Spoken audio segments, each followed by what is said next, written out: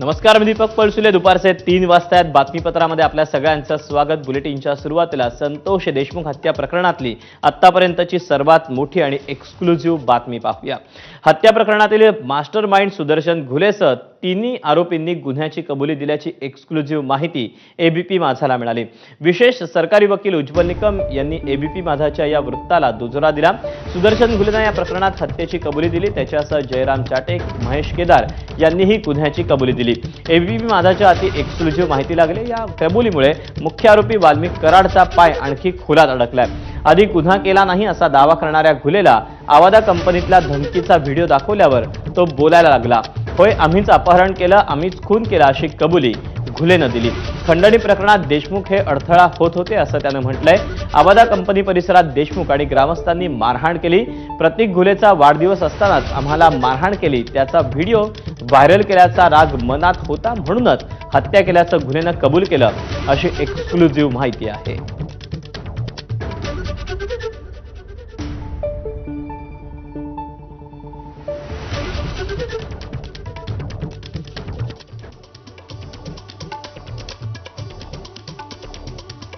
सुदर्शन घुले, जयराम चाटे, महेश केदारनं गुन्ह्याची कबुली दिली अशी माहिती सूत्रांनी दिली.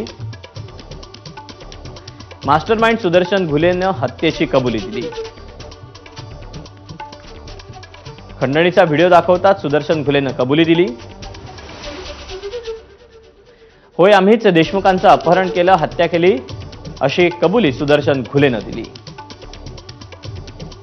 देशमुख आणि ग्रामस्थांकडून आवादा कंपनी परिसरात मारहाण झाली. आमचा मित्र प्रतीक घुलेच्या वाढदिवशी झालेल्या मारहाणीचा व्हिडिओ व्हायरल करत आम्हाला आव्हान दिल्याचा राग आला. सरपंच संतोष देशमुख खंडणीत अडसर होत असल्याची घुलेनं कबुली दिली. 29 डिसेंबरला विष्णू चाटे ऑफिसमध्ये त्यांच्या बैठक झाली. नांदूर फाट्यावर तिरंगा हॉटेलातही विष्णू चाटेसह बैठक झाली.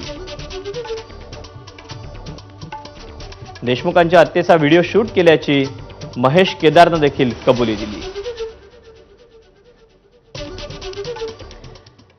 देशमुख हत्या प्रकरणात आवादा ऑफिस बॉयचा जबाब या सगळ्या प्रकरणात महत्त्वाचा ठरला. 6 डिसेंबरला आवादा कंपनीत सुदर्शन घुलेसह साथीदारांनी गोंधळ घातला.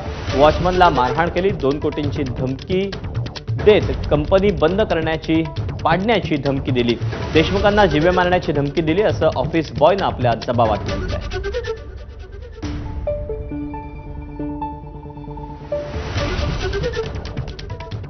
तर ऑफिस बॉयनं आपल्या जबाबात नेमकं काय म्हटलंय त्यावर एक नजर टाकूया. 6 डिसेंबर 2024ला आवादा एनर्जी कंपनी परिसरात सुदर्शन घुलेनं साथीदारांचा गोंधळ घातला. भांडण सोडवण्यासाठी गेलेल्या वॉचमनला मारहाण झाली.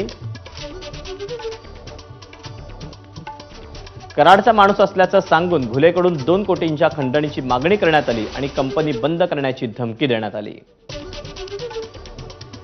संतोष देशमुखांनी कंपनी बंद न पाडण्याची विनंती केली. लोकांचा रोजगार न बुडवण्याची विनंती केली. सरपंच तुला बघून घेऊ, जिवंत सोडणार नाही अशी घुलेनं देशमुखांना धमकी दिली. सरपंच देशमुख हत्या प्रकरणामध्ये स्कॉर्पिओतले पुरावे महत्त्वाचे ठरणार आहेत. काळ्या